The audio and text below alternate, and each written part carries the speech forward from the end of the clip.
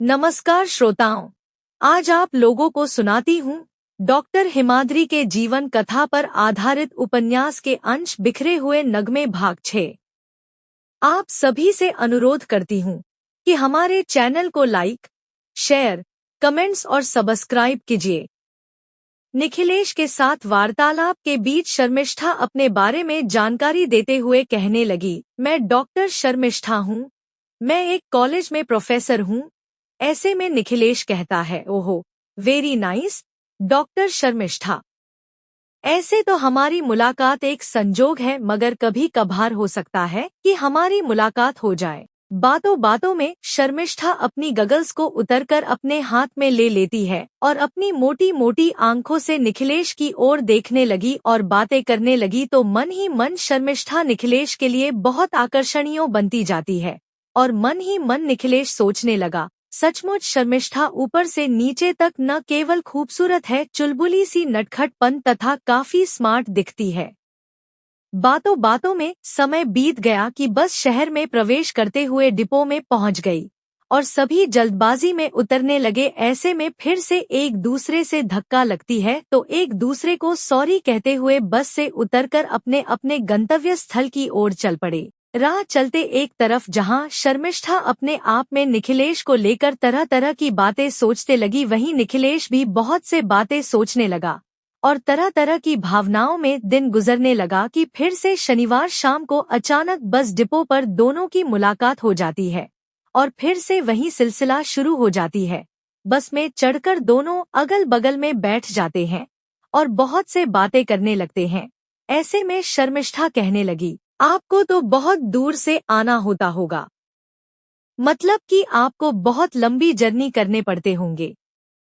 ऐसे तो अच्छी बात है कि आप अस्पताल में ही रह जाते हैं, नहीं तो रोज रोज अपने घर से अस्पताल तक पहुंचने में आपको तो सचमुच बहुत से मुश्किलें उठाने पड़ते हैं।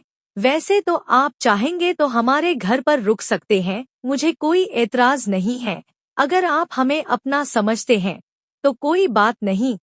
कहते हुए शर्मिष्ठा एकाएक अपनी सिर झुकाकर चुप हो गई।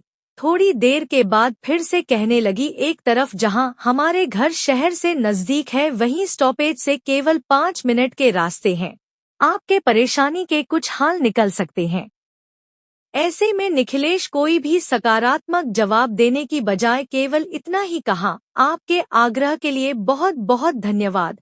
कहते हुए निखिलेश चुप हो गया, मगर शर्मिष्ठा बहुत से बातें करने लगी। तब तक शर्मिष्ठा की स्टॉपेज आ गई तो कहने लगी, अब तो मेरी स्टॉपेज आ गई है, अब मुझे उतरना है। कहते हुए शर्मिष्ठा उठकर खड़ी हो गई। ऐसे में निखिलेश अपने तरफ से उठकर खड़ी होकर उसे निकालने की जगह बना देता है।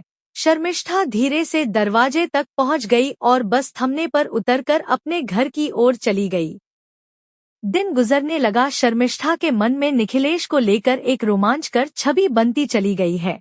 निखिलेश की बातचीत करने की तरीका के साथ साथ उसके बारे में बहुत से विषय में जानकारी हासिल करने की इच्छा के कुछ पूरी होने की वजह से मन ही मन शर्मिष्ठा बहुत ही खुश हो रही है। मानो आज उसके पैर जमीन पर नहीं है, उसे पंख लग गई है और वह हवा में उड़ रही है। वैसे भी शर्मिष्ठा अक्सर हवा में उड़ती है, ऐसे में आज वह कुछ ज्यादा ही खुश दिखाई दे रही है तो माँ सुनंदा देवी को भी इस बात की एहसास होने लगी कि आज शर्मिष्ठा कुछ ज्यादा ही खुश नजर आ रही है, मगर कुछ कहे बगैर चुपचाप रह गई और मन ही मन सोचने लगी, बेटी अभी बड़ी हो गई है। उसके बड़ी दोनों बहनें संगीता और सरोजनी दोनों की तुलना में शर्मिष्ठा कुछ ज्यादा ही चालाक तथा चुलबुली सी और पढ़ाई लिखाई में भी ज्यादा होने के कारण मैं चाहकर भी उसकी शादी नहीं करवा सकती। जब भी शादी करवाने की बात कहती हूँ तो मुझे बहुत से बातें कहकर मेरी जुबान बंद करवा देती है। इससे मुझे इस बात की संदेह होती है कि शर्मिष्ठा अपने ही पसंद के मुताबिक किसी लड़के से प्यार मोहब्बत करने के बाद ही शादी करेगी, मगर यह रास्ता जितना आसान दिखती है उतना आसान नहीं है। कौन जाने इस रास्ते पर कहीं धोखा ना हो जाए। मेरी बस चले तो अच्छे से अच्छे लड़के देखकर जल्द से जल्द उसकी हाथ पीले कर दूं, मगर यह तो शादी के नाम से ही झटके से खफा हो जाती है।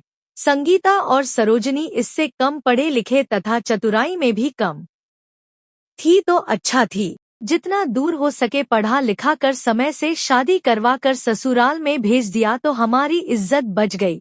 मगर शर्मिष्ठा को लेकर दिन ब दिन मेरी चिंता बढ़ती जा रही है। कहीं ऐसा ना हो कि आज तक जो इज्जत बचा कर रखी है सारे नीलम कर बैठे। इसके चल चलन कुछ अच्छा नहीं लग रही है। लड़कियां ज्यादा पढ़ा लिखा होना और ज्यादा हवा में उड़ना भी अच्छा नहीं है, विशेषकर हमारे जैसे परिवार में तो नहीं। कौन जाने कब कोई अनहोनी हो जाए। मगर शर्मिष्ठा तो बिल्कुल ही नहीं मानती। बहुत समझाने की कोशिश करती हूँ कि लड़कियों के जीवन इतना आसान नहीं है। भला ही पढ़ लिखकर टीचर की नौकरी वगैरह कर रही है, मगर दिन दुनिया तथा जीवन के ज्ञान से तथा वास्तविक ज्ञान से कोसों दूर है। ऐसे में कल को क्या होगा कुछ कह नहीं सकते। हमारे समाज के लोग भी अंगुली उठाने को पीछे नहीं रहेंगे। सीधे सीधे अंगुली उठाकर किचड़ उछाल कर यही कहेंगे कि पिताजी परलोक सीधर गए कि माँ बेटी ने मिलकर पूरे समाज को ही कलुषित करने की बिढ़ा उठा लिया है। मैं किसके किसके मुंह बंद करती फिरूंगी। समय गुजरता गया कि शर्मिष्ठा की चुलबुलीपन तथा खूबसूरती निखिलेश को अच्छा लगने लगा।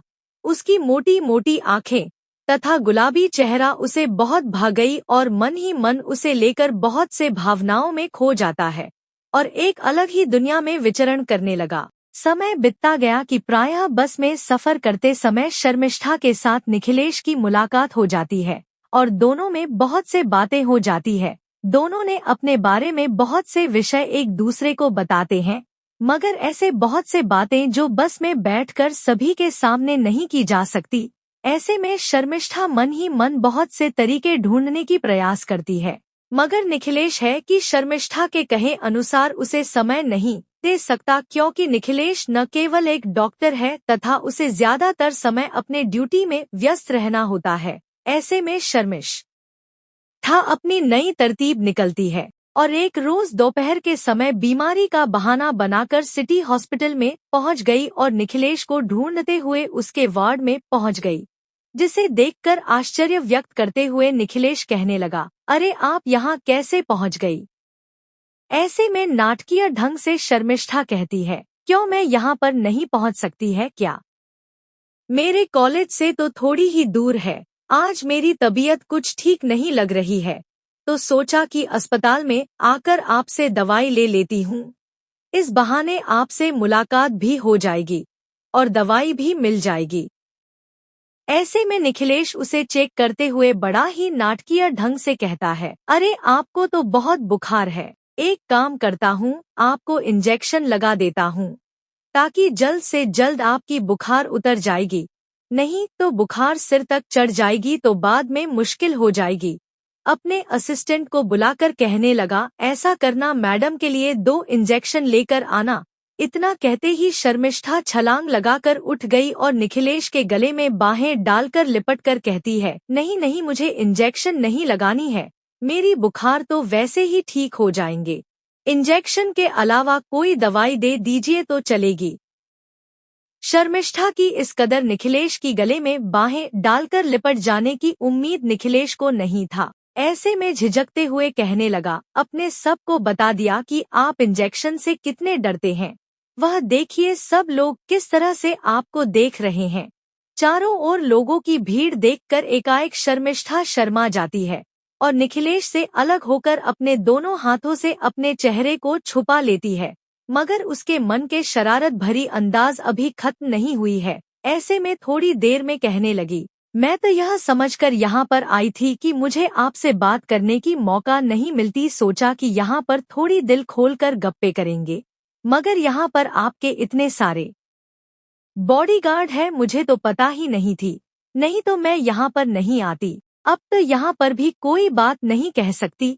ऐसे में मजाकिया ढंग से निखिलेश कहता है, कोई बात नहीं, आपको जो कहना है खुशी से कह सकती हैं, इसमें शर्माने की कोई बात नहीं है, आप तो दिल खोल कर कह दीजिए। वैसे भी डॉक्टर से कोई भी बात नहीं छुपाना चाहिए। मगर शर्मिष्ठा शर्माते हुए तथा शरारती अंदाज में कहती है, नहीं मैं अपनी बात इन सब के सामने नहीं कह सकती, यह तो अपनी निजी बात है, सभी के सामने कहने लायक नहीं है। अगर अकेला होते तो कहती, वैसे भी पेशेंट को देखने के लिए अलग से कैबिन होनी चाहिए जहां पर पेशेंट दिल खोलकर अपनी बात कह सकें। अब रहने दीजिए, फिर कभी फुर्सत से कहूंगी, बहुत से बातें हैं, बाद में कभी मौका मिलेगी तो कह लूंगी। ऐसे में निखिलेश उसे लेकर कैबिन में जाने पर एकाएक उछालकर शर्मिष्ठा निखिलेश के गले से लिपटकर शरारत भरी अंदाज में उसे बार बार चूम लेती है और जल्दबाजी आंचल से अपने चेहरे को ढक लिया ताकि निखिलेश को शरारत करने की मौका न मिले। समाप्त। कहानी के अगले भाग के लिए हमारे साथ बने रहिए। धन्यवाद।